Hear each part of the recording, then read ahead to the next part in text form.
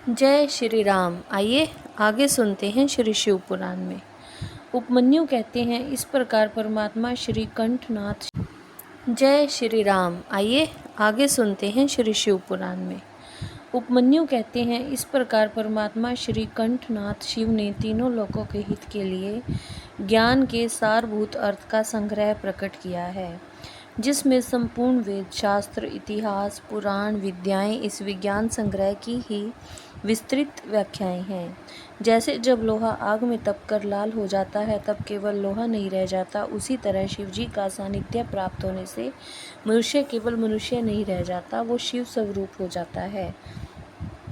हाथ पैर आदि के साधर्म्य से मानव शरीर धारण करने पर भी शिव भक्त वास्तव में रुद्र हैं। उन्हें प्राकृत मनुष्य समझकर विद्वान पुरुष उनकी अवहेलना न करें। जो मूढ़चित मानव उनके प्रति अवहेलना करते हैं, वे अपनी आयु, लक्ष्मी, कुल और शील को त्याग कर नरक में गिरते हैं। जिस किसी भी उपाय से शिवजी में चित्त लगाना कल्याण की प्राप्ति का एकमात्र साधन है। इस विज्ञान संग्रह की विस्तृत व्याख्याएं हैं। ज्ञान, ज्ञेय, अनुष्ठेय, अधिकार, साधन, साध्य, इन 6 अर्थों का ही यह संक्षिप्त संग्रह बताया गया है। श्री कृष्ण जो शिव और शिवा संबंधी ज्ञानामृत से तृप्त हैं और उनकी भक्ति से संपन्न हैं, उनके लिए बाहर भीतर कुछ भी कर्तव्य शेष नहीं है। इसलिए क्रमशः बाह्य और अभ्यंतर कर्म को त्याग कर ज्ञान से ज्ञेय का साक्षात्कार करके फिर उस साधनभूत ज्ञान को भी त्याग दें। यदि चित्त शिव में एकाग्र नहीं है तो कर्म करने से भी क्या लाभ, और यदि चित्त एकाग्र ही है तो कर्म करने की आवश्यकता क्या है। अतः बाहर और भीतर के कर्म करके या न करके जिस किसी भी उपाय से भगवान शिव में चित्त लगाएं। जिनका चित्त भगवान शिव में लगा है और जिनकी बुद्धि सुस्थिर है, ऐसे सत्पुरुषों को इहलोक और परलोक में भी सर्वत्र परमानंद की प्राप्ति होती है।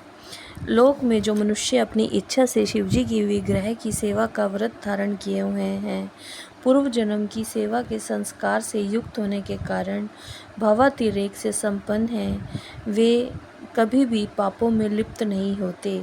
वे ऐसे रहते हैं जैसे जल में कमल का पत्ता। शिवजी के प्रसाद से विशुद्ध हुए विवेकी पुरुषों को शिव स्वरूप का ज्ञान हो जाता है। फिर उनके लिए कर्तव्य अकर्तव्य का विधि निषेध नहीं रह जाता। समाधि और शरणागति की भी आवश्यकता नहीं रहती।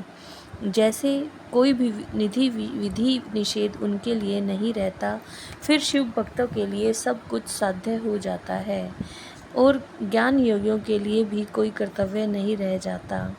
शिव भक्तों के हित के लिए शिवजी मानव स्वभाव का आश्रय लेकर भूतल पर स्थित हैं, और जिन पुरुषों का, जिन भी व्यक्तियों का शिवजी में अनुराग है, उन्हें सब बातों का ज्ञान पहले ही हो जाता है।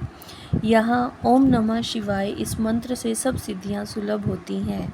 अतः परावर विभूति, जिसे उत्तम मध्यम ऐश्वर्य की प्राप्ति के लिए इस मंत्र का ज्ञान प्राप्त करना चाहिए। जय श्री राम।